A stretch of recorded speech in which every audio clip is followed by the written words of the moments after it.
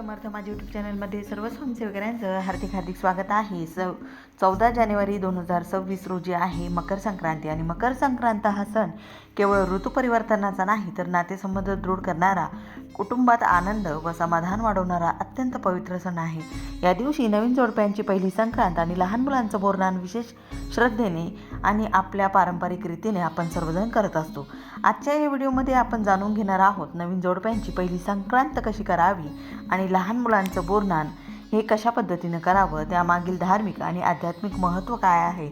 तर चला संपूर्ण माहिती जाणून घेऊया. तुमच्या घरामध्ये नवीन सून असेल किंवा तुमची मुलगी नवी नवरी असेल तर त्यावेळेला तुम्ही तिची संक्रांत हा सण नक्की साजरा करायला हवा आहे.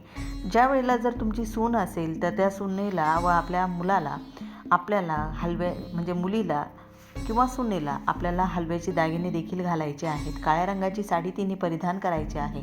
लेकीला, जावयाला, सुनेला, मुलाला आपल्याला त्यावेळेला नवीन कपडे घ्यायचे आहेत.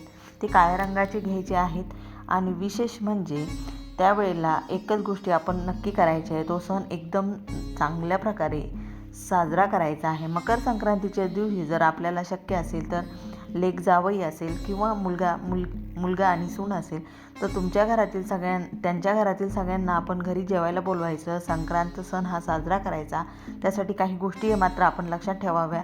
मुख्य म्हणजे घरातल्या सर्वांना बोलवावं, स्वागत करावं. ज्या वेळेला आपण जावयाला आणि लेकीला घरी संक्रांतीच्या दिवशी जेवणासाठी बोलावतो तेव्हा त्यांच्या ताटाभोवती छान मस्तपैकी रांगोळी काढायची, उदबत्ती लावायची, लेकीला आवर्जून काळी साडी नेसायला लावायची. त्याच ठिकाणी तिला हलव्याचे दागिने देखील तुम्ही परिधान करायला सांगायचे. तिच्यासोबतच तुमची जर सून असेल तर तुम्ही सुनेचा देखील त्या दिवशी संक्रांतीचा हा सण अशा रीतीने देखील साजरा करणार आहात. आता या ठिकाणी सतत मी मुलगी आणि सून हे म्हणणार नाही. तुम्ही तुमच्या पद्धतीने हे समजून घ्या आणि आवर्जून त्या महिलेला तुम्हाला साडी नेसायला लावायची आहे, हलव्याचे दागिने तिनं परिधान करायचे आहे. त्या ठिकाणी तुम्ही वेलदोड्याचा हलवा किंवा लवंगीवरचा हलवा, खसखशीचा हलवा, तिळाचा हलवा, ज्वारीच्या ओंबीवरचा हलवा, बदामावरचा हलवा असे अनेक प्रकारच्या हलव्यापासून बनवलेले दागिने जे आहेत, जर तुम्हाला शक्य असेल तर तुम्ही बनवा. नसेल शक्य तर बाहेरून बाजारातून विकत घेऊन या आणि ते दागिने तुम्ही जर बाजारातून देखील तुम्ही घरून घेऊ शकता. आपल्या लेकीला ते घालायला द्यायचे आहे, सुनेला आपल्याला ते घालायला द्यायचे आहे. संक्रांतीच्या सणाला आपल्याला तुम्ही त्यांना चांदीचा करंडा तुम्ही देऊ शकता किंवा चांदीची एखादी वस्तू तुम्ही त्या लेक जावयाला देऊ शकतात, मुलाला आणि सुनेला देऊ शकतात. चांदीच्या वाटीमध्ये हलवा तुम्हाला जावयाला द्यायचा आहे किंवा मुलाला देखील तुम्ही देऊ शकता. या दोघांचं कौतुक तुम्ही चांगल्या प्रकारे करायचं. त्याचप्रमाणे तुमच्या सुनेचं देखील तुम्ही याच प्रकारे कौतुक करायचं आहे. पहिल्या वर्षी हळदी कुंकू हे लुटलं जातं. मग ते ओटीचं सामान असेल किंवा कुठल्याही प्रकारच्या वेगवेगळ्या वस्तू असतील, हळदी कुंकू देण्यात येतं आणि याला वाण लुटलं असं म्हटलं जातं. त्याचप्रकारे सासरकडून देखील सुनेला वाण दिले जातं. वाणामध्ये प्रामुख्याने साडी, ड्रेस, हळद कुंकू, तिळगुळ, साखर, गहू, तांदूळ किंवा एखादं भांडं, गृहोपयोगी वस्तू तुम्ही देऊ शकता. तिळगुळाचा मान आहे त्यामुळे तिळगुळ घ्या, गोड बोला या भावनेतून तिळगुळ देण्याची परंपरा आहे. तीळ म्हणजे एकोप्याचं प्रतीक आहे आणि गुळ म्हणजे गोडवा. तर आपल्या घरामध्ये तिळगुळासारखाच गोडवा राहण्यासाठी आपल्याला आपल्या सुनेचं आणि आपल्या मुलीचं, लेक जावयाचं आणि मुलाचं आणि सुनेचं आपल्याला कौतुक करायचं आहे. त्याचप्रमाणे सुनेची किंवा तुमच्या मुलीची तुम्ही ओटी भरायची आहे. तिच्या सौभाग्याची प्रार्थना करायची आहे. ओटीत तांदूळ, सुपारी, फूल, तिळगुळ हे आपल्याला द्यायचं आहे. आणि जर तुमच्या घरात वडीलधारी मंडळी असतील तर त्या वडीलधारी मंडळींनी नवीन जोडप्याला दीर्घायुष्य, ऐक्य आणि समृद्धीचा आशीर्वाद मात्र नक्की द्यायचा आहे. मान्यता आहे की पहिली संक्रांत श्रद्धेने केल्याने घरात लक्ष्मीचा वास वाढतो आणि लहान मुलांचं बोरनान म्हणजे मुलांच्या आयुष्यातील पहिल्या सणाचा आनंद साजरा करणं. बोरनान म्हणजे मुलाला सणाची ओळख करून देणं आणि त्याच्या दीर्घायुष्याची प्रार्थना करणं. छोट्या मुलाला 1 ते 5 वर्षापर्यंतच्या मुलांचं आपण बोरनान करू शकतो. मुलाला नवीन कपडे घ्यायचे आहे. ते कपडे काळ्या रंगाचेच असावेत. शक्यतो पारंपरिक पोशाख असावा. स्वच्छ आणि काळ्या रंगाचे कपडे असावेत. बोरनानाच्या थाळीमध्ये तुम्हाला तिळगुळ, शेंगदाणे, ऊस, बोरं, साखर फुटाणे, फळं, त्याचबरोबर तुम्हाला त्यामध्ये तुम्ही चॉकलेट्स वगैरे ह्या गोष्टी देखील ठेवू शकता. आई किंवा आजीने औक्षण करायचं आहे. वाईट नजरेपासून संरक्षणासाठी काळी टिकली म्हणजेच काळं काजळ आपल्याला त्या मुलाला लावायचं आहे. त्याचनंतर दीर्घायुष्य लाभो, आरोग्य चांगलं राहो अशी प्रार्थना आपल्याला देवाकडे त्याची करायची आहे. आणि बोरधानातील पदार्थ हे जे तुम्ही त्याच्या अंगावरून टाकणार आहात ते तुम्ही त्यांच्या सोबतचे त्याचे मित्र असतील, छोटे छोटे जे सवंगडी असतील त्यांना तुम्ही ते लुटायला सांगायचं आहे. आणि बोरनान म्हणजे 5 वर्षापर्यंतच्या मुलामुलीचं, म्हणजे लहान मुलं असतील, मुलगा असेल, मुलगी असेल, पण त्यांना नक्की यावर्षी बोरनान आपल्याला करायचं आहे. तर बोरनान हे कधी करावं, कसं करावं, कोणी करावं, या सगळ्या प्रश्नांची उत्तर आजच्या या व्हिडिओमध्ये तुम्हाला मिळणारच आहेत. संक्रांतीपासून ते रथसप्तमीपर्यंत घरातल्या लहानापासून मोठ्यांपर्यंत म्हणजे 5 वर्षाच्या मुलांचं बोरनान यंदा मकर संक्रांत 14 जानेवारी 2026 रोजी आहे आणि रथसप्तमी 25 जानेवारीपर्यंत आहे. 14 जानेवारीपासून 25 जानेवारीपर्यंत तुम्ही तुमच्या घरातल्या लहान मुलांसाठी बोरनान करू शकता. मुलाचं वय साधारणतः 1 ते 5 वर्षापर्यंत असावं. असे अनेक ठिकाणी बाळ 1 वर्षाचं असलं तरीसुद्धा बोरनान केलं जातं. पण बऱ्याचदा मुलांना या गोष्टीचं कुठलंच ज्ञान नसल्यामुळे मुलं चिडचिड करतात, नवीन लोकांना पाहून रडतात. अशा वेळेला अगदी छोटासा कमी जणांमध्ये बोलून तुम्ही त्या मुलाचं हे बोरनान करायचं आहे. हा एक प्रकारचा शिशुसंस्कार आहे. आईच्या गर्भातून बाहेर आल्यानंतर या सृष्टीशी आणि या ऋतुमानाशी बाळाला जुळवून घेता यावं म्हणून केला जाणारा हा एक सोहळा आहे. याच संस्काराबरोबर मुलांच्या आरोग्यासाठी उपयुक्त असणाऱ्या लहान मुलांच्या आवडणाऱ्या गोष्टींचा समावेश या बोरनांमध्ये करण्यात येतो. जसं की आपल्याला ज्या गोष्टी त्या मुलाला माहीत नाहीत त्या गोष्टी माहिती करण्यासाठी आपल्याला निसर्गाशी त्याला जोडायचं आहे. मुलांना महत्त्वाचा आरोग्यवर्धक गोष्टींनी किंवा वजनानं हलक्या आकर्षक गोष्टींनीच बोरनान आपल्याला घालायचं आहे.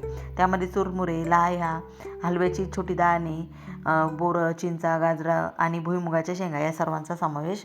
त्याचबरोबर चॉकलेट्स, मुलांना आवडणाऱ्या गोष्टी, हलके फुलके बिस्किट्स, निसर्गाचा हा रानमेवा हा जास्तीत जास्त आपल्या बोरनांच्या वस्तूमध्ये असावा. त्या मुलाला काळ्या रंगाचे कपडे, हलव्याचे दागिने हे घालायचे आहे. जर मुलगा असेल तर काळ्या रंगाचा शर्ट, मुलगी असेल तर काळ्या रंगाचा फ्रॉक. बऱ्याचदा आपण कुठल्याही समारंभामध्ये किंवा कुठल्याही विधीमध्ये काळा रंग हा परिधान करत नाही, पण मात्र मकर संक्रांतीच्या वेळेला काळ्या रंगाला खूप असं विशेष असं महत्त्व आहे. हा रंग उष्णता शोषून घेतो आणि संक्रांतीच्या काळात थंडीचं प्रमाण वाढलेलं असतं. त्यामुळे हा रंग घालण्याचा उद्देश हाच असतो की बोरनान घालताना मुलांना काळ्या रंगाचे कपडे घालावे, हलव्याचे दागिने, हलव्याची बासरी, मुकुट, हार, पैंजण, माळ, वाकी, बांगड्या असे बरेचसे प्रकार आहेत. हे सर्व यामध्ये घालण्यात येतात आणि हे दागिने हल्ली बाजारात विकत मिळतातच. आणि बाळाचं औक्षण मात्र नक्की करायचं आहे. चुरमुरे जे काही बोरनांचं सामान आहे ते मुलांच्या डोक्यावरून खालपर्यंत जातील अशा पद्धतीने मापाच्या साहाय्याने देखील तुम्ही हे टाकू शकता. कारण आमच्याकडे आम्ही माप घेतो आणि त्यात ते भरून भरून आम्ही त्या मुलांच्या डोक्यावरून खालपर्यंत टाकतो. बाकी सर्व मुलांनी जमलेल्या ते गोळा करायचा आहे, तो खाऊ आहे. आणि बोरनांचा कार्यक्रम हा असा असतो. ज्या लहान मुलांना घेऊन त्यांच्या लेकरवाळ्या येतात त्यांना हळदी कुंकू देऊन त्यांचा सन्मान करून तिळगुळ द्यावं आणि ते हे बोरनान साजरं करावं.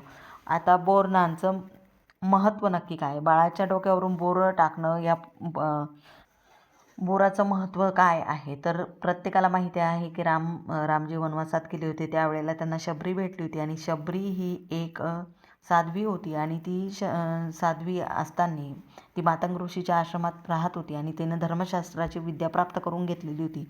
प्रभू श्रीरामांची भक्त ती होती. त्यामुळे तिने मातंग ऋषींच्या आश्रमाच्या औषधी वनस्पतीचं रक्षण करायची जबाबदारी तिच्याकडे होती. बोराच्या झाडाचा सुद्धा या वनस्पतीमध्ये समावेश आहे आरोग्याच्या बाबतीत. आणि मातंग ऋषींच्या आश्रमात जेव्हा श्रीराम गेले तर त्यावेळेला वनवासात जात असताना आणखी एक नियम होता की जसं खाली झोपायचं किंवा भिक्षा मागून खायचं हे जे नियम होते त्यामध्ये हा एक नियम होता की वनवासात गुरुवाणीतून विद्या घ्यायची नाही. त्यातलाच हा एक नियम मात्र शबरीने चतुराईने बोरामधून शाबरी विद्या त्यांना दिली. त्याला संजीवनी विद्या असं म्हटलं जातं. त्यावेळेला फक्त ते उष्टे बोरं होते म्हणून रामांनी खाल्ले, लक्ष्मणांनी खाल्ले नाही आणि ती विद्या फक्त आपल्या रामांना मिळाली, लक्ष्मणांना मिळाली नाही. त्यामागचा इतिहास सगळ्यांना माहीत आहे, रामायण सर्वांना माहीत आहे. त्यामुळे बोरनांचं अशा प्रकारचं थोडंसं छोटंसं महत्त्व मला जे माहिती आहे ते सांगितलं. आणि तुम्हाला योग्य वाटत असेल तर बाळाच्या हातामध्ये चांदीची वाळी किंवा त्याला जे योग्य वाटेल आपल्याला ते चांदीचं दागिना आपल्याला त्याला घालायचं आहे. बाळाचा संक्रांत सण हा साजरा करायचा आहे. बाळाचं बोरनान करत असताना बाळाचं बोरनान हे 1 वर्षापासून 5 वर्षापर्यंत दरवर्षी आपल्याला करायचं आहे. तो मुलगा असो अथवा मुलगी कोणीही असला तरी देखील आपण त्याचं बोरनान करायचं आहे. मकर संक्रांत हा सण केवळ तिळगुळापुरता मर्यादित नसून तो नात्यामधील गोडवा वाढवणारा सण आहे. नवीन जोडप्यांची पहिली संक्रांत असो किंवा लहान मुलांचं बोरनान, हे सर्व विधी प्रेम, श्रद्धा आणि आपल्या परंपरेनुसार आपल्याला करायचे आहेत. घरात आनंद येतो, समाधान येतं आणि समृद्धी नक्की नांदते. जर तुम्हाला हा व्हिडिओ उपयुक्त वाटला असेल तर व्हिडिओला लाईक करा, चॅनल सबस्क्राईब करा आणि अशाच धार्मिक आणि आध्यात्मिक माहितीसाठी आपल्या बेल आयकॉनला दाबा आणि तिळगुळ घ्या, गोड गोड बोला. झालीच सेवा ही महाराजांच्या मी रुजू करते. सर्वांना श्री स्वामी समर्थ.